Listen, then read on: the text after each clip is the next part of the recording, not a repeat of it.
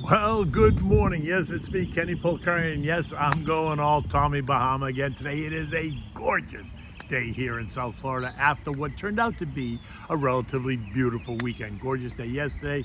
Went to the beach, was in the water, was about 80 degrees in the water. It was just beautiful. Anyway, today's Monday, June 17th, 2024. And here are the things that you need to know to get your day started, right? To think about what's happening, what happened last week. It's a quick recap of the week, right? Suggesting a cooling economy, not a challenging or collapsing economy. The French market lost about $200 billion worth of market value last week on the back of the French political crisis that took place, right? U.S. bonds rallied, yields decline, which is what we expect to happen. Gold churns, oil rises, and the dollar continues to be confused, right? Kashkari, Minneapolis Fed President Neel Kashkari, comes out yesterday on Face the Nation and says December is now D-Day, and 5 Fed officials are to speak tomorrow. Will they support what Neel Kashkari just said? And anyway, what do we have for dinner tonight? I made this last night with my daughters. It was great. Linguine and clam sauce with sweet Italian sausage. Oh yes, don't discount it yet. We'll get to that in a moment. All right, so good morning, America. It is time to wake up.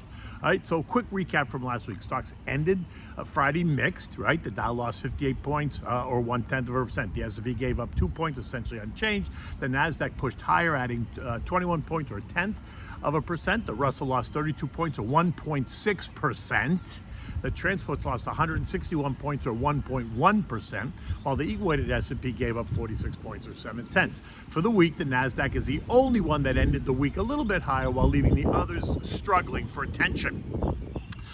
The Nasdaq remains at all-time highs, and the S&P is just points away from the all-time high. All this as the other ones continue to struggle. The news during the week pointed to a slowing economy, and not a crashing economy. Inflation, one, if not the most important data point that everyone is paying attention to, showed that it slowed in May at both the producer level and the consumer level, even as we added 272,000 jobs and annual hourly earnings rose, all while unemployment ticked up to 4%, which is still relatively healthy in this economy. The Fed held rates steady, doing nothing, even as the Canadian Central Bank, the Riksbank, which is Sweden, the ECB, all cut rates by 25 basis points. The Bank of England is due out to meet on Thursday, and they are expected to keep rates unchanged this week. And while ＪJ, right, the Fed chair, did indicate that he is in no hurry to cut rates, the dot plot did suggest one possible rate cut at some point this year. Trader types are now once again lining up, trying to handicap when that begins. While some continue to push for the July-September rate cut period, the sense now is that if we see any, it would be post the election, which takes us to the November meeting that begins on November 6th and ends on the 7th, which is just 2 days post the November 5th election. The G7 met in Puglia, Italy yesterday. It was absolutely spectacular. We saw world leaders come together for a photo op. Ｊǒჯǒ, in fact, going head to head with the pontiff, if you saw that in the Wall Street Journal. All while the political crisis in France led to a new wave of anxiety driving French stocks lower. The CAC 40 losing $210 billion in value after many called for snap elections after his poor showing in the polls during the election that happened a couple of weeks ago. That led to a flight to safety, sending international investors into U.S. Treasuries, gold, and the dollar. Now, to be clear, Christine Lagarde, president of the ECB, did come out and tell us that there's nothing to worry about concerning all the French political issues that are causing market turmoil, which makes some sense, right? Remember, political issues cause short-term chaos, but rarely cause stocks, really price stocks in the long term.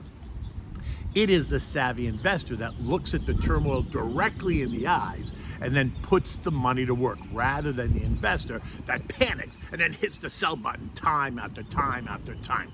And as the mood and the economic outlook changes here at home, U.S. investors also sought some safety and joined in by buying U.S. bonds. The TLT, the TLH, and the AG all up 4.3%, 3.6%, and 1.6% respectively.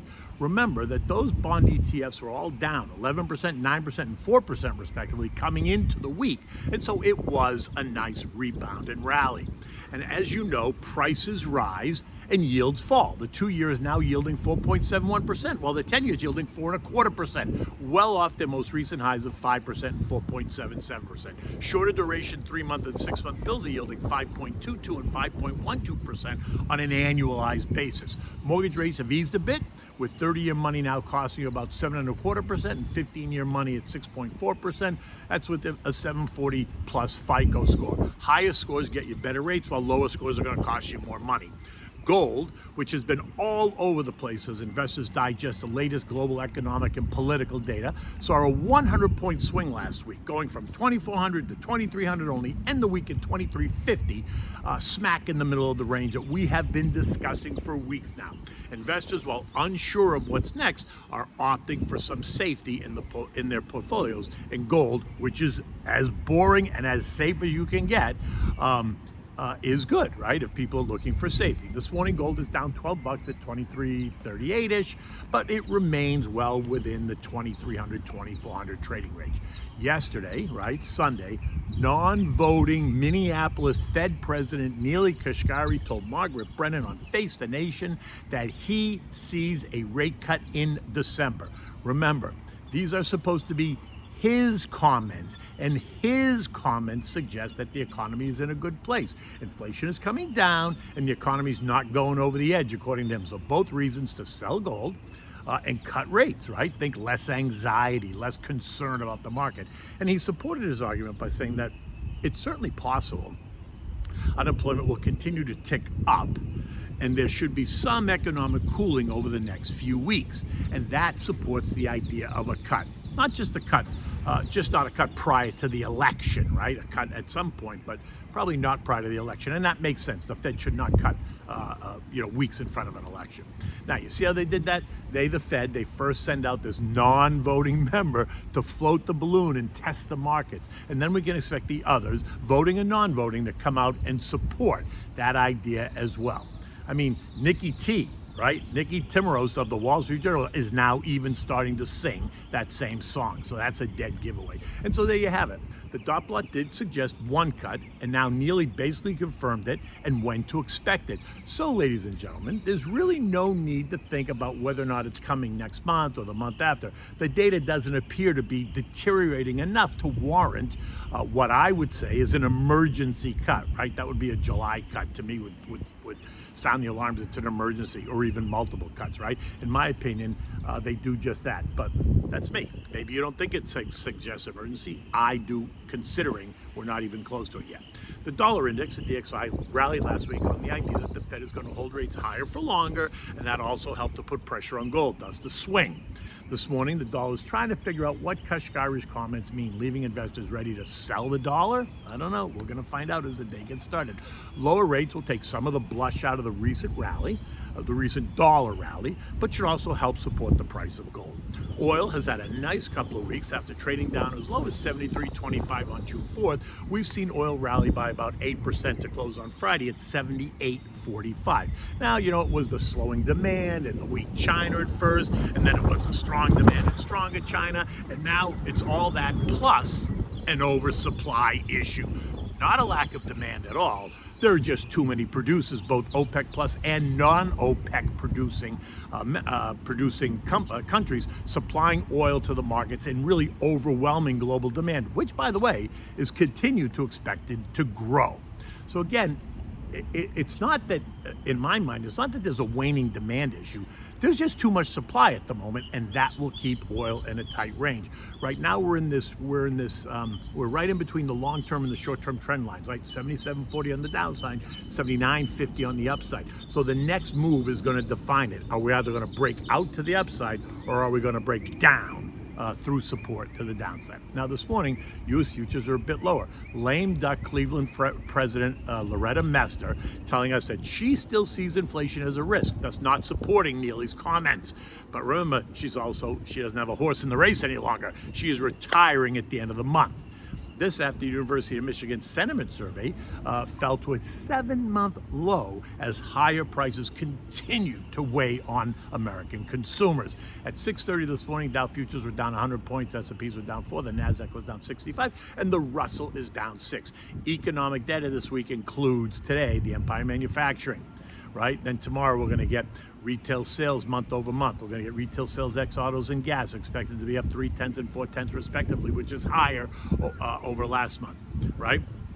Industrial production, capacity utilization. We're going to get housing starts, building permits, Philly Fed business outlook. We're going to get S&P manufacturing and services PMIs at the end of the week, and existing home sales. Remember, markets are closed this Wednesday for Juneteenth, so it is another holiday shortened week.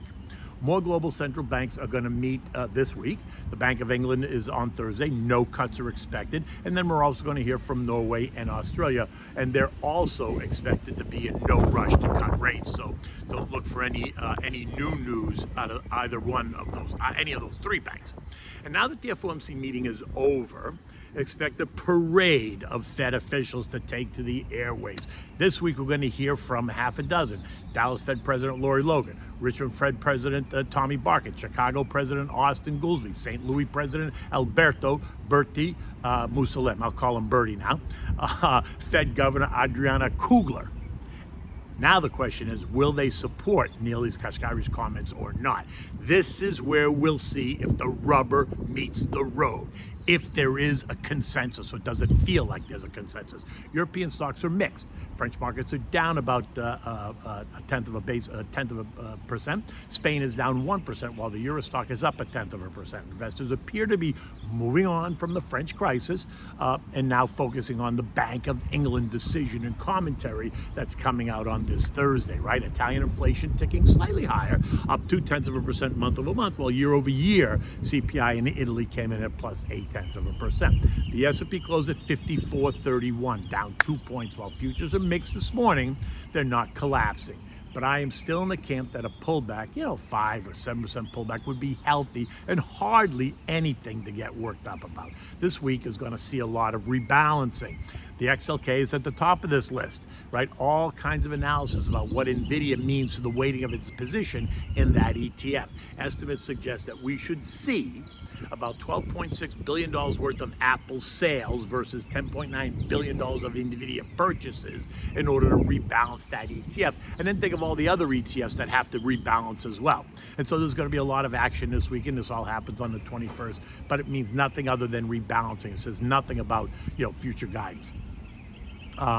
It's going to happen this week and then right up and into the day. And like I said, it says nothing about future guidance. It's just about how these ETFs have to rebalance. And don't get yourself all caught up in the action, right?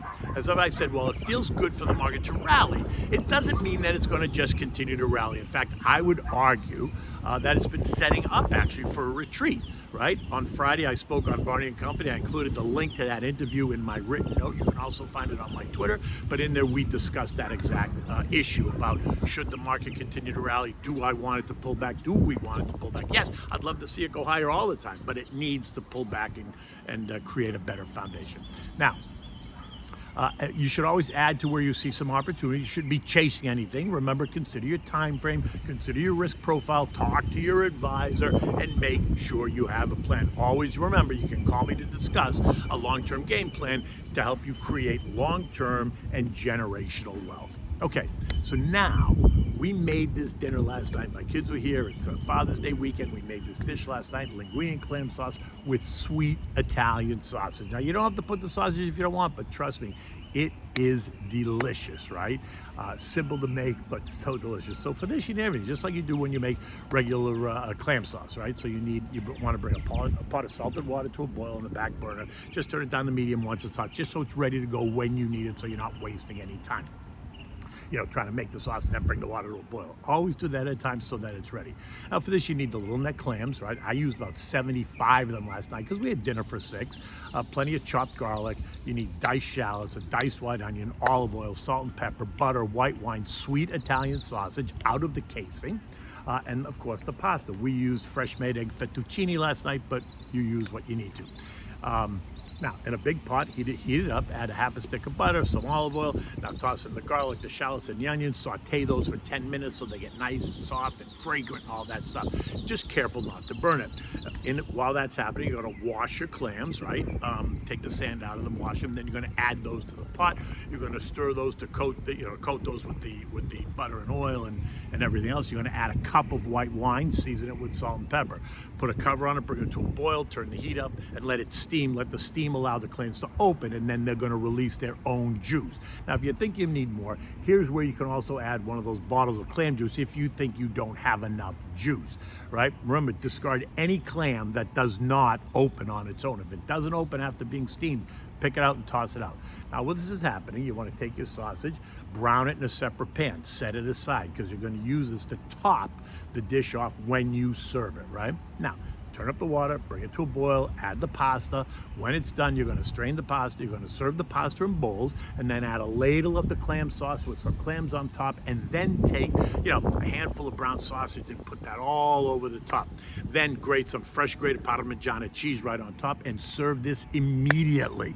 Enjoy this with some toasted garlic bread that you can dip in the sauce afterwards, and naturally a glass of the chilled white wine. And you know me, I use the Pinot Grigio Santa Margherita to cook and then to drink. It was just perfect, and it was a perfect night here in South Florida. In any event, it's a beautiful day. The skies are blue. There's a couple of clouds around, but there's no stormy clouds around, right?